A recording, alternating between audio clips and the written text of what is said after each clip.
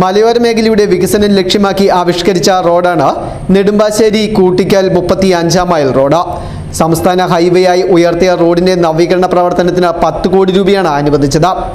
ഈരാറ്റുപേട്ട ചോലത്തടം കൂട്ടിക്കൽ വരെയുള്ള ഭാഗങ്ങളിലെ റോഡിന്റെ നിർമ്മാണം ഏതാണ്ട് പൂർത്തിയായിട്ടുണ്ട്. ഇപ്പോൾ കൂട്ടിക്കൽ ചപ്പാത്ത കൊക്കയാർ 35 മൈൽ റോഡിന്റെ നിർമ്മാണമാണ് നടക്കുന്നത്. എന്നാൽ റോഡ് നിർമ്മാണത്തിനെതിരെ വ്യാപക പരാതിയാണ് ഉയരുന്നത്.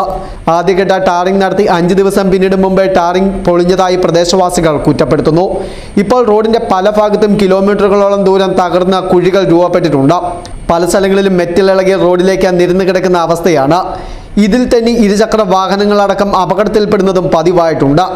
റോഡിന്റെ വശങ്ങളിലെ പല ഭാഗവും ടാറിങ്ങിന്റെ അപര്യാപ്തത മൂലം വെള്ളത്തിൽ ഒഴുകിപ്പോയ നിലയിലാണ്. തമിഴ്നാട്, കുമിളി തുടങ്ങിയ ദൂരദേശങ്ങളിൽ നിന്നും വരുന്നവർക്ക് നെടുമ്പാശ്ശേരിയിലേക്ക് എളുപ്പത്തിൽ എത്തുവാനുള്ള പ്രധാന മാർഗമാണിത്. കൂടാതെ ദേശീയപാതയ്ക്ക് സമാന്തര റോഡായിട്ടും ഇതിനെ ഉപയോഗിക്കാമെന്ന ലക്ഷ്യത്തോടു കൂടിയാണ് നവീകരണ പ്രവർത്തനം ആരംഭിച്ചത്. കൂടാതെ Kokkayar higher secondary school, tourism മേഖലകളായ ഉറുമ്പിക്കര, വെമ്പിളി വെള്ളച്ചാട്ടം തുടങ്ങിയ മേഖലയിലേക്കുള്ള പ്രധാന റോഡ് കൂടിയാണിത്.